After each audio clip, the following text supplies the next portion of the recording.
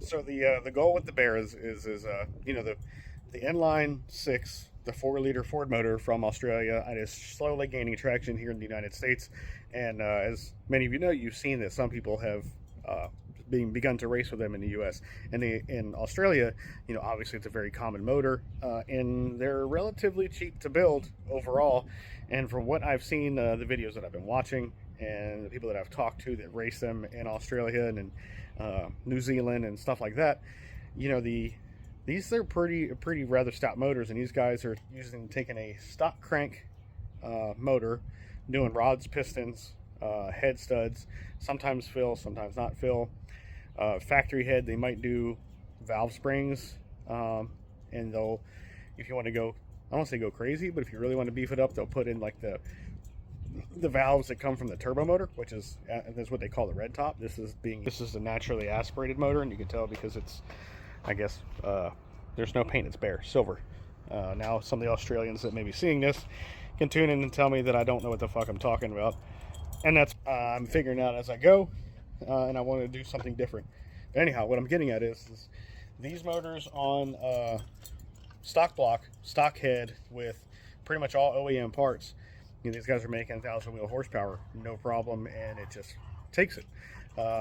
So it is a relatively big motor. It is iron. I think this one came out of the bush somewhere because it's got a lot of dirt caked on it that I'm slowly getting off. Pressure washer took a shit, so I've just been hitting it with the greaser and the hose. This, on the other hand, looks a whole lot better. So I think that this might be the first one to get built. So the goal with this is one of them is going to go to the machine shop, and we're going to do full build on it. Like, I'm talking billet crank, probably aluminum rods, maybe you still use a steel rod, but one of these is going to be the candidate for like the 2,000 horsepower build.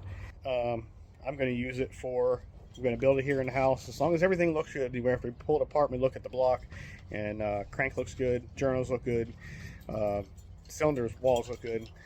The goal is to pull it apart. We're going to do a simple rod and piston motor, head studs, you know, head gasket, whatever, and just do pretty much all off the shelf parts. Get the motor back together. Use a Turbo Smart. The Turbo Smart, the biggest frame turbo they offer right now is a 7880. Now I do have a monster. Don't mind the mess, but I do have a monster 98102 in here somewhere. There it is, hiding out. I could use for the build, but we're not going to use that one. We're going to use a Turbo Smart 7880, which is good for about 1400-ish wheel. And the goal is to go after the fastest manual Bara record. So yeah, we're going to tear these down and see what they look like.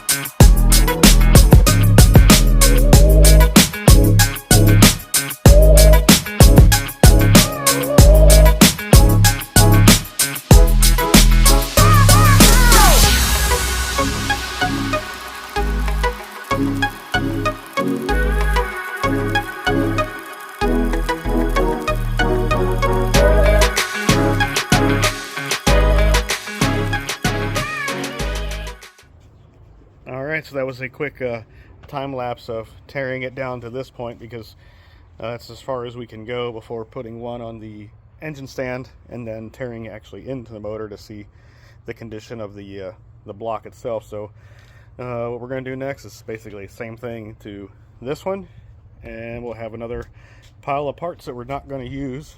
So it's the plastic intake manifold, all the heater core lines, that dipstick. I'm going to use the dipstick too, but not the actual dipstick because the end is broken, so I got to get a new one. NA manifold, there's the flywheel, mid plate. But yeah, it's are super simple. It's probably as easy as an LS. I mean, I've worked on LSs and Coyotes. variety of motors, and if you look at some of my videos, you know, mess with 4G63, and then now we got, check, so got the Evo back, but I got to make a video about this bad boy right here, 2020 Audi RS3, full bolt on, so it's pretty much everything you can do, a stock turbo and a factory rods and pistons. So it's about as far as you can go. You can go what they call stage 3, because it seems like the Audi VW community likes to talk in stages, which is fine.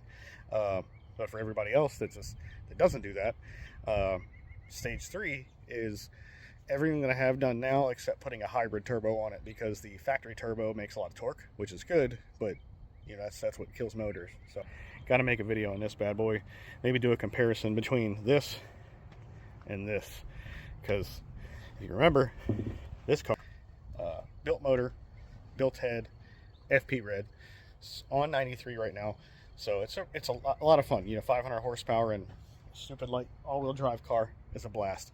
But we'll keep you guys updated on the Barra Swap as it gets into it, and everything that we're going to do to stuff it into this 85 4i.